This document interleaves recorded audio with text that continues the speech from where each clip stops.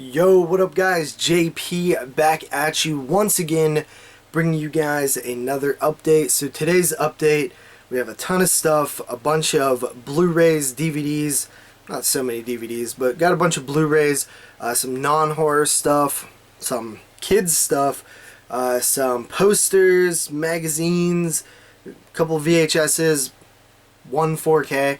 We got a lot of stuff to get to, but first, before we get to that, I want to show you guys a shirt. And that shirt is this shirt right here.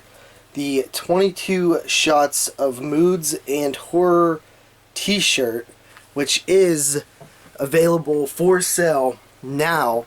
Currently on our website. We're now currently out of triple XLs, as well as I think we only have a couple smalls left. So the other sizes we have a decent amount left, but you can get those at 22shotsofmoodsandhorror.com, or you can email Jeremy directly, nesroller22 at gmail.com. That's 2222, 4 2s in there. nesroller22 at gmail.com. So, what's up guys? These shirts, really cool, super high quality. You guys probably have seen them by now. Absolutely love this shirt.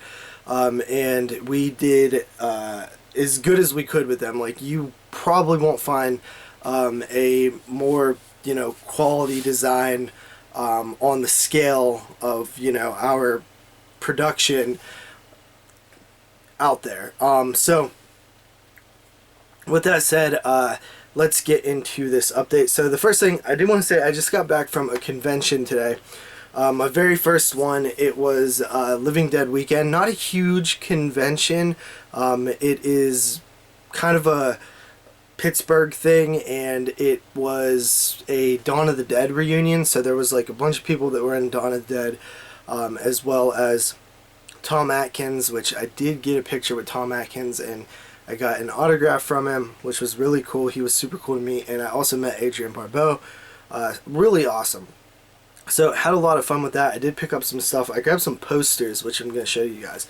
But first up, I want to show you this shirt that I got.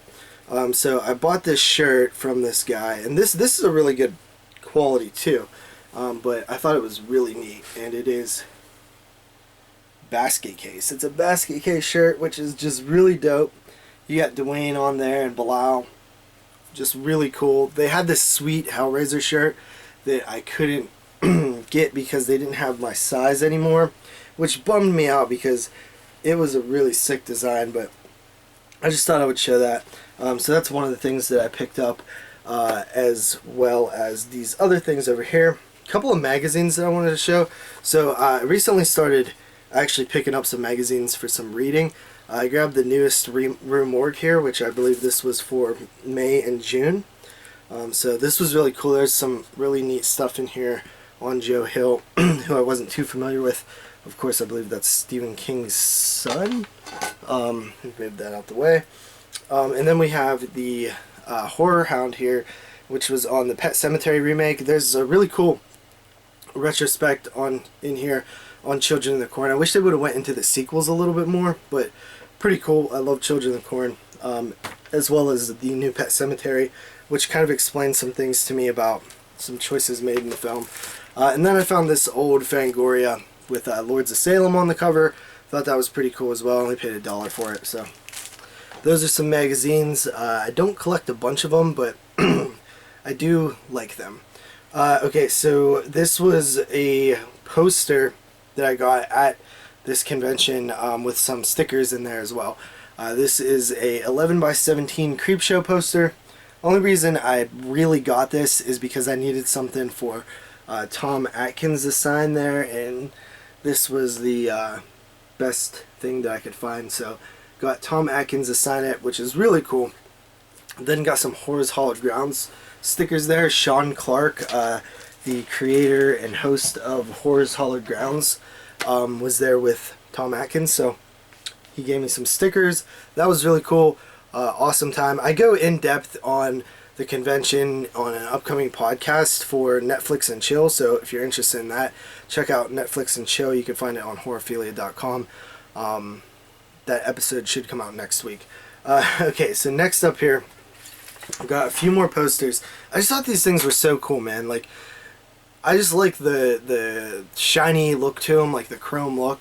I'm not sure if you guys can see them on the camera too well, but these are 11 by 17, and they have like a nice metallic look to them, and I just really like them. It was only $10, so I love Elm Street 3 Dream Warriors. I don't have a single Elm Street poster, so I had to grab this one. This was actually like one of the only ones I could find. Like, they had a regular Elm Street 3 poster, but they didn't have any of the metallic looking ones besides this one, so I was able to grab that. Really happy about that. And then next up we have Friday the 13th Part 7, A New Blood. I really like this film. As you can see, I have a poster. You can kind of see it up there a little bit. You guys seen that before. I love all the Fridays, and this one, I don't know, I just thought this one looked the coolest with the metallic. They had some of the other films there too, some of the other Fridays, but I just thought that one looked really cool. Speaking of looking cool, I thought this one looked cool as well, and that is the Jason Takes Manhattan Friday the 13th Part 8 poster, which, come on, the I Love New York poster is awesome. And I believe they had to remove this poster at one point because the people who actually created like the I Heart New York thing was like really mad. But yeah, this I mean, it just looks good, and that's why I got those two, because I just thought that they looked the best on with that metallic look. And then finally for the posters, yeah, I did it. Jason Goes to Hell. I actually really love Jason Goes to Hell, and not a lot of people like it, but look how like, because the hockey mask that you never see in any movie is metal, so like the metallic look is just dope on it. And yeah, this was really sick, man. I really like these posters. They had, I think Carly ended up getting one of them. I think they had one Part 1, they had a couple of Part 2s, bunch of Part 3s, couple of Part 4s, like 2 Part 5s, and a bunch of Part 6s. Part 6 was also really cool. I almost grabbed that one too, but I didn't want to spend all my money on posters. So those are sick. I have no idea where I'm going to put them, but if I ever see that guy again, I definitely want to grab a couple more Friday posters. They had all the original 5 Elm Streets too, but man, those are just, I just love them. They just look so, I was so obsessed with them. They had so many too. There was literally thousands of those, so it took us quite a while to pick through them. Anyway, after that, I got this at Walmart. I figured I would show it off. It is a Jaws t-shirt in a VHS looking box. So it just opens up and there's a t-shirt inside here. But I thought the t-shirt was pretty cool, actually. I bought a Jaws t-shirt at Walmart recently, but this one's kind of a little bit more neat because it says, like, you know, Jaws swim team or Amity Island swim team. A little bit more of a reference to the movie than just the movie poster. But this was really cool. Oh, that's actually a sticker on there. That's pretty interesting. But yeah, pretty cool. This was kind of expensive, but I think it was like 15 bucks. But this is from Funko. So Funko made these, and there was a bunch of different ones there, but no other horror ones. They had like Back to the Future and Big Lebowski and a lot of like nostalgic movies, so really capitalizing on that. So yeah, that's that. I'm kind of, my t-shirt collection is coming up lately, and as you can see, the 22 shots one, pretty cool to have your own t-shirt. So next up, a couple of VHS, just 2 that I got a while back. We have Mad Max. Not sure why, but I don't really like Mad Max that much, but I figure having it on VHS, the next time I watch it, might be like a fun little experience. Maybe I'll like it a little bit more, seeing it how a lot of people first saw it. And The Lawnmower Man. I actually don't own this movie in any format, so I decided to grab it. A Stephen King film that not many people really care for too much. Let's go into the DVDs. So first up here with DVDs, I have a couple of non-horror TV shows here, and first up is some Warner Brother / Hanna-Barbera stuff. So we have 4 kids' favorites here. This is volume 1, 2, 3, and 4 of A Pup Named Scooby-Doo. Now, I haven't saw this show I haven't seen this show since I was a kid. But I always loved A Pup Named Scooby-Doo. Like, I've always liked regular Scooby-Doo, but I don't know, like, Pup Named Scooby-Doo was really cool too. And I would love to revisit some of these. Now, unfortunately, these are all out of order. I think they released a couple of 2-season sets where you can get everything, and then they released 7 volume sets where you can get everything, but the episodes are all mixed up. And this is 4 of the 7 volumes, so if I want to get the rest, I don't think there's a multi-pack with the other 3 volumes. 5, 6, 7, yeah, 3 volumes. So I'll have to pick them up individually.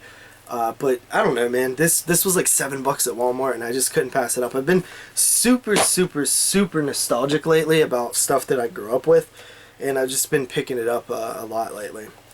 After that, we have The Yogi Bear Show. This is the complete series, 33 episodes on 3 discs. This is another Hanna-Barbera Diamond collection.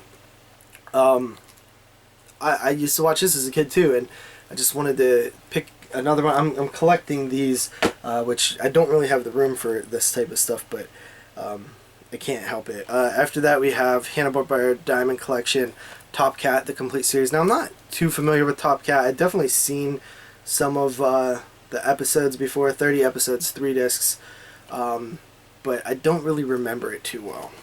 So that is some non-horror kids stuff, but good stuff. Anyway, after that, we have some DVDs. I got this at the convention. This was only $10, and this is a film that I actually wanted in my collection for a while, but it kind of went out of print, or it seemed like it was harder to find. I think the last time I checked, it was like 20-some bucks on DVD, so I was just like, you know, so I'll skip that one. But the guy who made it was selling it for $10, so I went ahead and bought a copy, and then he signed it for free. And it's Albert Fish, the documentary, which is just a really messed up documentary. I watched it on Netflix a few years ago. Albert Fish was disgusting, awful human being, and man, if you've never looked into Albert Fish, definitely check this out. I think this might even be on Prime for free if you have Amazon Prime. But it says, "To Justin, let's do lunch," from a John Borowski, who made this film and wrote a couple books on serial killers, and I think he did the S.S. Holmes film too. So I was really happy to finally get that. I'm kind of a little scared to revisit it though. After that, we have the Howling collection from Umbrella Entertainment. Haven't had a chance to dig into this yet, but boy, the Howling films are not the best. I love Howling 3. I mean, love is a strong word. I like Howling 3. Howling 4, weak, except for like the last 10 minutes. Howling 5, Rebirth, okay. Howling 6, I mean, they're all kind of bad, but I kind of dig them in a weird way. After that, we have Rondo, which I just got in the mail. Artsploitation, number 66 from the USA. Heard it was pretty fun. A lot of people were talking about it, saying it was good stuff, so I'll check that out. After that, we got Amityville Mount Misery Road. I picked this up simply because it's an Amityville film. There's like a million, and some of them are out of print, hard to get. But if I see them, I pick them up. Even though anybody can make an Amityville film, it's just something that, you know, I just like collecting stuff titled Amityville. I hear it's awful. After that, I got these two. I'm not sure exactly what's the second one and which one's the third one, but these were at Big Lots. We have Outpost Black Sun, and we have Outpost Rise of the Spetsnaz. I think this one might be the second, but I really like the first Outpost, and I've always wanted to see the 2 sequels, Black Sun and Rise of the Spetsnaz, but just never had a chance, so figured $3 at Big Lots, I shall pick them up. After that, we have Robo Croc, which I also found at Big Lots. Not sure why I bought this. I don't know. Every once in a while, I am in a mood for one of these cheesy, stupid movies like Sci-Fi made. So decided to grab it. Looks kind of okay, I guess. After that, I found this at Goodwill. Didn't own this, so I figured I would pick it up, and that is Trick or Treat. The, you know, starring Ozzy Osbourne and Gene Simmons. Not. This is the Sammy Kerr one. Awesome. I like it. But it needs another release. I think there's problems with it rights-wise, so it'll probably be a while, if ever. Before we get into the Blu-rays, I do have one 4K. This is really cool. This is Alien, the 40th anniversary edition here. I just love the slipcover on this. Isn't that awesome? I just had to pick it up, man. Oh, and I have finally upgraded to 4K. My TV is now 4K. I do not have a player yet. I'm gonna get one soon, and we'll check out some 4K. But I have watched a couple of these at my friend's house, so like the Evil Dead 1 and 2 and stuff. But I really like the slipcovers that they're doing for these, so I try to pick up 4K when I can. Next up is some non-horror Blu-rays, and then we'll get into the horror Blu-rays. So bear with me real quick. I'll be quick. First up here we have Fast and the Furious box set Ultimate Ride Collection. That it was $10 for 7 films on Blu-ray in this giant box set. I used to love the first 2 Fast and the Furiouses. I watched them a lot. I didn't really care for Tokyo Drift, and that's as far as I've seen. But I'll tell you this.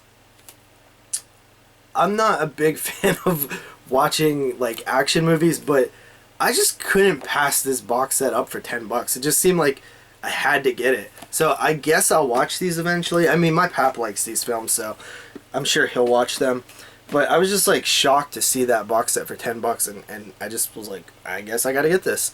But I normally don't buy a whole lot of non-horror. These I bought for my niece, but I'm not giving them to her yet because she's not old enough to have these. But I want to start building her a collection of movies, much like I had, but instead of VHS, they'll be Blu-ray. But I had these growing up, and if she comes over, I could watch them with her. But I just don't want to give them to her yet because she's not old enough, and she wouldn't obviously take care of them. She's only not even 3 yet. But I joined the Disney Movie Club for this reason. Basically, it seemed like a good deal to start building her collection. I did an unboxing of these, but essentially, Disney Movie Club, I think you join and you get 5 Disney Blu-rays for like $1, not $1 each, just a flat out dollar. It's like 20 cents each or something. And then you basically have to commit to buying, I want to say 3 at regular price during the next 2 years, which is pretty much nothing for me. So figured I would do it. If you want to join, I do recommend it if you have like a niece or you yourself is interested in Disney movies. And if you join using my link, I actually get some free stuff, so I'll put that in the description. But let's go through these pretty quickly. The Mighty Ducks, love it. It's awesome. I'm hoping she will too, but I more got that one just because I wanted to revisit it. The Lion King, probably my favorite. Hopefully it'll be her favorite too. And then, of course, I have to introduce her to horror-themed stuff early on because that's who I am. Nightmare Before Christmas, classic, and I even love this movie. After that, Hocus Pocus. I never seen it, but I think that, you know, people like it, and it's a little darker, I guess. So after that, we have James and the Giant Peach, which I'm a fan of, and hopefully, you know, this is one that she'll dig too. And like I said, it's a little bit darker, so that might help get her into the horror spirit young. After that, The Rescuers and The Rescuers Down Under. I actually love The Rescuers. It's probably my like 3rd favorite Disney movie ever, and Down Under is pretty cool too. I think people prefer that one, but I just love the dark, gritty vibe of The Rescuers. The first one there. 101 Dalmatians, Cruella de Vil, evil, terrible villain, but one of my favorite Disney films. Oliver and Company. I've seen this one like once or twice. This was one of the free ones I got for somebody signing up with my code, and pretty fun. Pretty fun movie. I don't remember a whole lot, but I mean, I mostly want to get the ones that I will enjoy watching with her first, and then I'll start getting the ones that I've never seen after that. The Aristocats. I really like this one as well. I grew up watching that one, which was another free one that I got. And then the final free one that I got here is the Emperor's... Oh, actually got this one at Walmart. It was like $7 or something. But Emperor's New Groove and Kronk's New Groove. I've never seen these. I've never seen either of those films. But yeah, I figure build her a collection now. I got a little spot for it. And then whenever she gets old enough, just hand it off to her, and it'll be massive, and I think that's a good gift. So anyway, let's get into the horror Blu-rays. First up, I found this at Walmart. In actually a $5 bin. They had a couple of Blu-rays in the $5 bin, and I was like, whoa, this is cool. I haven't seen, you know, Blu-rays in the $5 bin before, but sure enough, it was. I wasn't sure if it was going to be $5, but it was, and that is Found Footage 3D, which is a pretty fun movie. It does come with the 3D glasses here, so that's really neat. A lot of fun, and $5, that was a really good deal. After that, The Bye Bye Man. I actually really like this movie, and not a lot of people don't. A lot of people thought it was trash. I like it. The Spell, a Scream Factory release here. I got this really cheap on Hamilton Book. After that, What's the Matter with Helen, another Scream Factory. This one's pretty solid. Shelley Winter's in here. Pretty weird movie, but I like it. It was part of that 4-pack that they did a long time ago.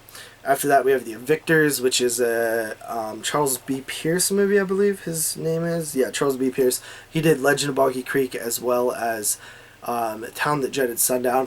I remember the first time I watched this, I didn't really care for it, but I want to revisit it because I didn't care for Town That Dreaded Sundown or Boggy Creek the first time I seen them. But now I love them. After that, we have Child's Play 2.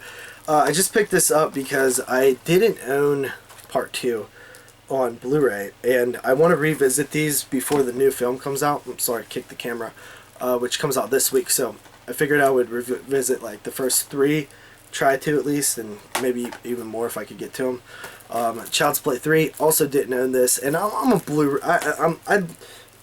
I just love Blu-ray now, so like I just want, anytime I revisit something, I'm just like, do I own that on Blu-ray? No? Well, maybe I should get it then.